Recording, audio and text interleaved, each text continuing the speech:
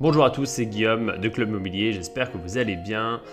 Aujourd'hui, on repart sur le Bon Coin pour une analyse. Cette fois, on sort du secteur habituel puisqu'on se retrouve à côté de Valence pour aller analyser un immeuble composé de 7 appartements. Avant de démarrer cette vidéo, comme d'habitude, je vous conseille, si ce n'est pas encore le cas, de vous abonner à la chaîne et de laisser un pouce bleu pour me motiver et également mieux référencer cette vidéo et que plus de monde puisse en profiter. C'est parti, on commence tout de suite.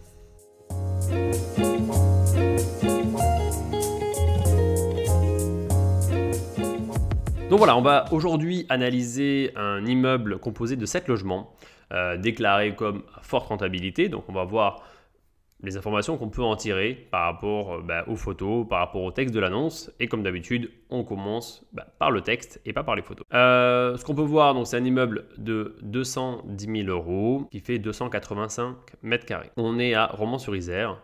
On va aller regarder un petit peu ce que ça donne Romans-sur-Isère, déjà en termes de démographie. C'est les premières choses qu'on va aller regarder pour essayer de comprendre. On voit que c'est quand même une ville qui est relativement grande, 33 000 habitants, ce qui est même très grand. Pour nous, par rapport à ce qu'on a l'habitude de voir. On va descendre et voir un peu l'évolution de la démographie. On voit qu'elle est stable depuis 1970, ce qui est une très bonne chose. D'accord, donc c'est très bien. Il n'y a pas de point négatif par rapport à ces éléments-là. Également, on va regarder rapidement les prix de l'immobilier. On voit que les appartements sont aux alentours de 1 261 € du mètre carré et qu'on a vu rapidement, vous rappeler dans l'annonce, qu'on était à 210 000 € pour 285 mètres carrés. Ce qui est une bonne chose puisqu'on se retrouve largement en dessous de 1 000 € du mètre carré pour un produit composé, donc je vous dis, de 7 logements. On va aller regarder et essayer de comprendre pourquoi. Qu'est-ce qu'on y trouve? Alors, on voit un T3 de 60 mètres carrés, deux T3 de 60 mètres carrés qui sont loués avec un garage. 2 T2 de 50 mètres carrés qui sont loués également. 2 studios de 20 mètres carrés loués et un T1 de 25 mètres carrés qui est loué. Ce qui nous fait un total de 2 350 € par mois de loyer. Alors, on espère que c'est hors charge. Ça fait partie des questions qui seront à poser. Sur 12 mois, donc 28 200 €. Ils ont fait le calcul, ils ont tout simplement multiplié par 12. Tous les appartements sont équipés de climatisation réversible. Travaux à prévoir dans les parties communes, toiture refaite entièrement. Donc on a des points intéressants, la toiture a été refaite, c'est toujours ça de fait. On sait qu'il y a des travaux à prévoir dans les parties communes. On va voir sur les photos si on arrive à avoir des informations par rapport à ce point-là. Il n'est pas dit qu'il y a des travaux à faire dans les appartements, peut-être parce qu'ils sont tous loués tout simplement et qu'ils considèrent qu'à partir du moment où ils sont loués, il n'y a pas besoin de faire des travaux. En tout cas, sur le papier, par rapport aux premiers éléments qu'on a, on a un super truc. On est dans une grande ville, plus de 30 000 habitants, on a 7 apparts pour 210 000 €, on est largement en dessous du prix du marché et on a une rentabilité qui est très belle puisqu'on se retrouve, je vous dis, avec 28 200 € à l'année. Sur ces 28 200, qu'est-ce qu'on va enlever? La taxe foncière qu'on ne connaît pas dans cette annonce, qu'on va estimer à un mois de loyer, donc 2 350, ce qui fait en réalité, si on calcule rapidement, 2 350 fois 11, ce qui nous fait 25 850 € à l'année. Et en termes de prix, imaginons qu'il n'y ait pas de travaux pour l'instant, on verra ensuite pour les travaux.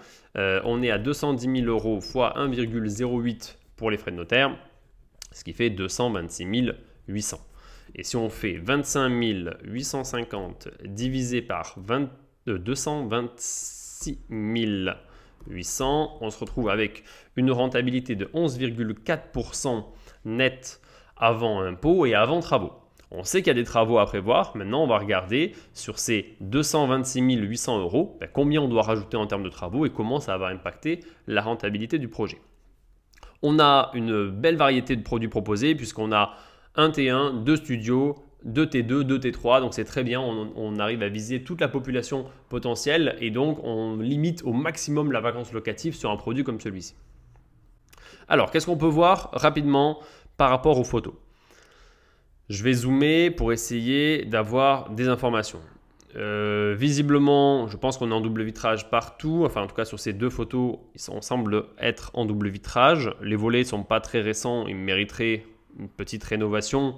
Mais si on se retrouve par exemple dans le, comment dire, si on se retrouve dans le salon, c'est peut-être pas utile, on peut même imaginer les enlever totalement, à voir.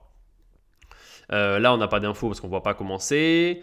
On voit qu'il y a l'accès visiblement à une cave ou le garage, je ne sais pas, on verra si on a d'autres photos qui peuvent nous donner des informations. Visiblement, si on zoom, là on arrive à voir un petit élément qui semble être soit une sonnerie, soit un digicode, en tout cas un contrôle d'accès visiblement. On a là ce qui semble être un éclairage automatique. On a un peu de bordel au niveau des câbles. Alors, et en plus, il y a de l'ombre sur le mur, mais là, il y a un peu le bazar.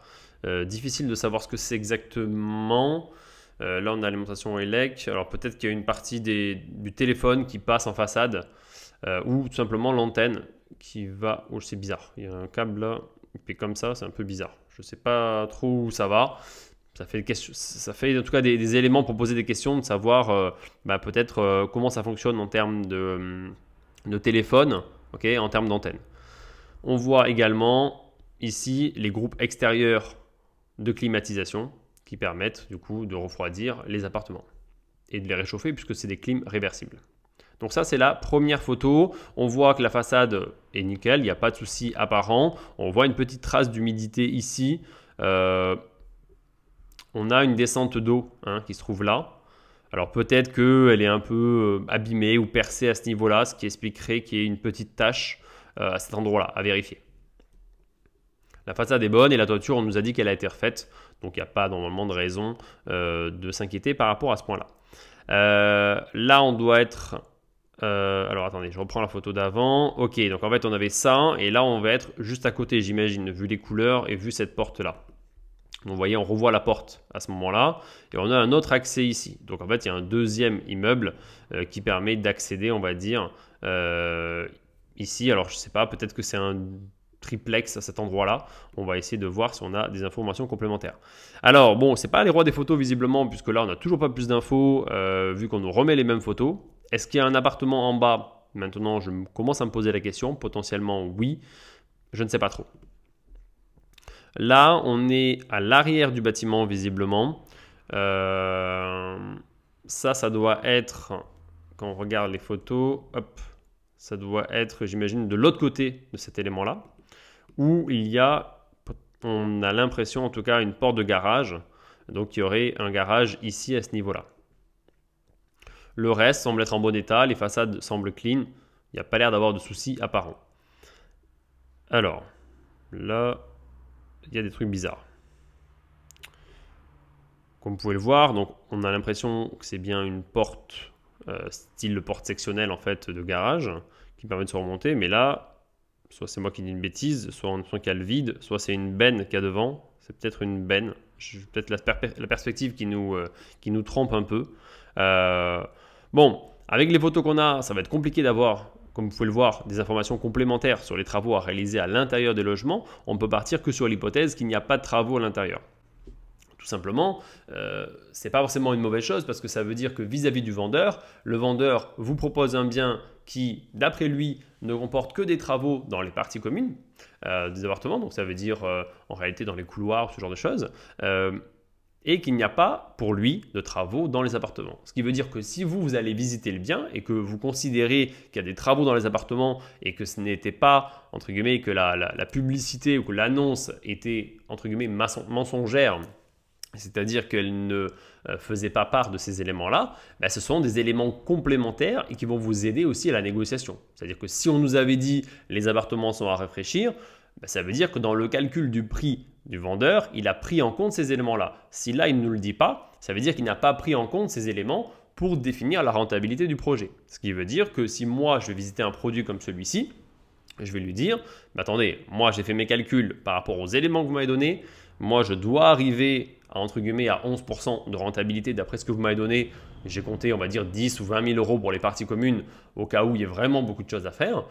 Au-delà de ça, ça ne rentre pas dans mon calcul.